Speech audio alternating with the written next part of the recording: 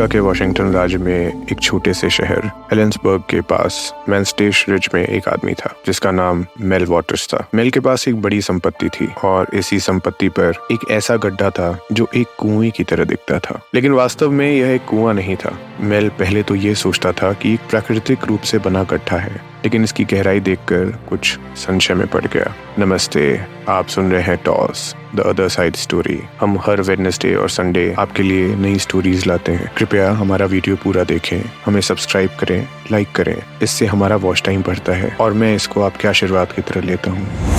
सालों तक मेल और उसके पड़ोसी उस गड्ढे का उपयोग कचरा फेंकने के लिए करते थे। पुराने उपकरण, घिसे पिटे टायर, टूटी फूटी चीजें, सब कुछ उस गड्ढे के अंधेरे में समाता चला जाता। एक दिन मेल के मन में एक सवाल कौंधा, आखिर ये गड्ढा कितना गहरा है? और इसी जिज्ञासा ने मेल के जीवन की दिशा ही बदल दी। मेल के पास एक मजबूत मछली पकड़ने वाली रील थी। वह रील लेकर गड्ढे के पास पहुंचा और रील पर बंधे भार के साथ मछली पकड़ने के धागे को खोलना शुरू किया। वह धागे को गड्ढे के अथाह अंधेरे में उतारता रहा। 1000 फीट, 2000 फीट, 3000 फीट, और आश्चर्यजनक रूप से अभी तक गड्ढे का तल नहीं मिला था। मेल ने लगभग 4500 फीट रील उतार दी, लेकिन अंत का कोई पता नहीं था। मेल की उत्सुकता अब बेचैनी में बदलने लगी थी। कुछ न कुछ तो गड़बड़ थी इस गड्ढे के साथ। उसके आसपास अजीब तरह की घटनाएं होने लगी। सबसे पहले तो यह कि उसके कुत्ते गड्ढे के पास जाने से कतराते थे।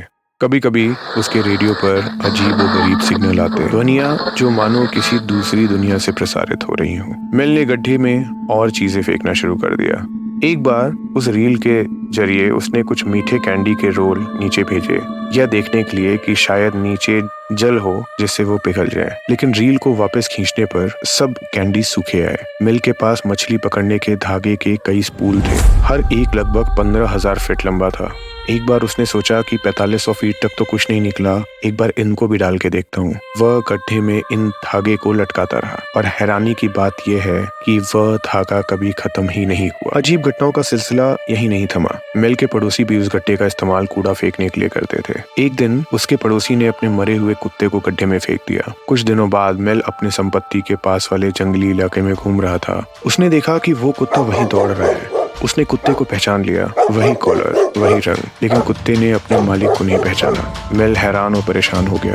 इस गड्ढे के आसपास कुछ तो बेहद अनोखा हो रहा था। अपनी इस उलझन को कुछ सुलझाने के लिए मेल ने एक रेडियो शो का सहारा लिया। 1990 के दशक में अमेरिका में कोस्ट टू कोस्ट एम नाम का एक मशहूर शो था जो आधी रात को प्रसारित होता था। इसकी खास बात यह थी कि इसमें अजीबोगरीब कहानियां, रहस्यमयी घटनाएं सुनाई जाती थीं, जैसे आप इस चैनल पे सुनते हैं टॉस पे। होस्ट का नाम आर्ट बेल था और यह शो करोड़ों लोग सुनते थे। मेल को उम्मीद थी कि शायद कोई उसे इस गड्ढे के रहस्य को समझने में मदद कर पाए। मेल ने 1997 में आर्ट बेल से संपर्क किया। आर्ट ने मेल को शो पर बुलाया और जल्द ही मेल वॉटर्स का यह रहस्यमयी गड्ढा पूरी दुनिया में चर्चा का विषय बन गया।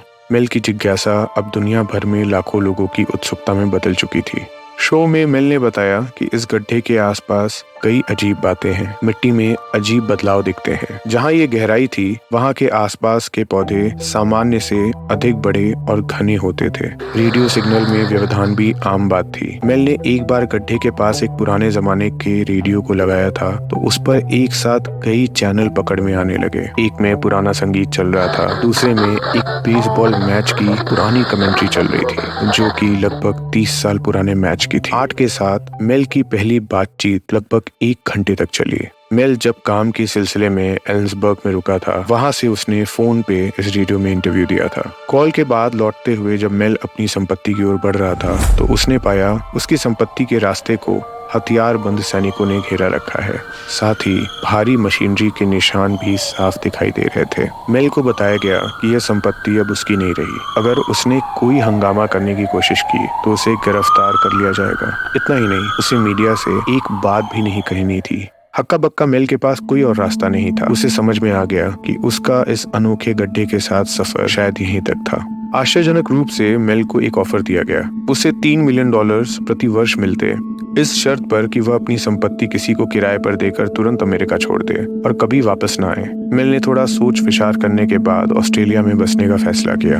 2 साल तक वो वहाँ रहा भी, लेकिन अपने परिवार और देश की याद उसे सताने लगी। अपने परिवार की खातिर मेल 2 साल बाद ऑस्ट्रेलिया से वापस लौटने का मन बना लेता है। हालांकि उसे डराया गया था कि वह निर्णय सही नहीं होगा, लेकिन मेल ने इन सब बातों को अनदेखा कर दिया और स्वदेश लौट आया। अब वह अपनी संपत्ति के आसपास रहता था और अपना अधिकतर समय अपने परिवार के साथ बिताने लगा। एग्जैक्टली ऐसी ही सेम घटना कुछ साल पहले झारखंड के एक गांव में हुई थी। कहा जाता है एक गांव के पास जंगलों के बीचों बीच एक बहुत गहरा गड्ढा स्थित है और इस गड्ढे में भी ऐसी ही अजीबोगरीब घटनाएं देखी गई हैं। एक दिन गांव के कुछ लोगों ने उस गड्ढे के पास एक कुर्सी देखी। किसी को नहीं समझ में आ रहा था वो कुर्सी वहां कैसे पहुंची।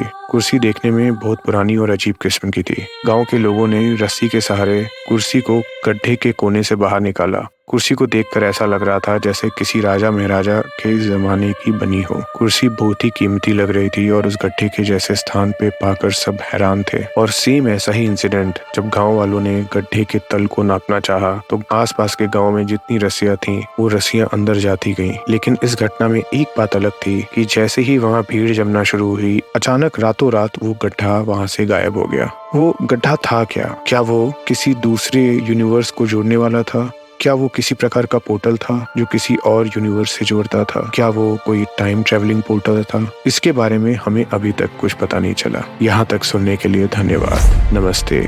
आप सुन रहे थे toss the other side story.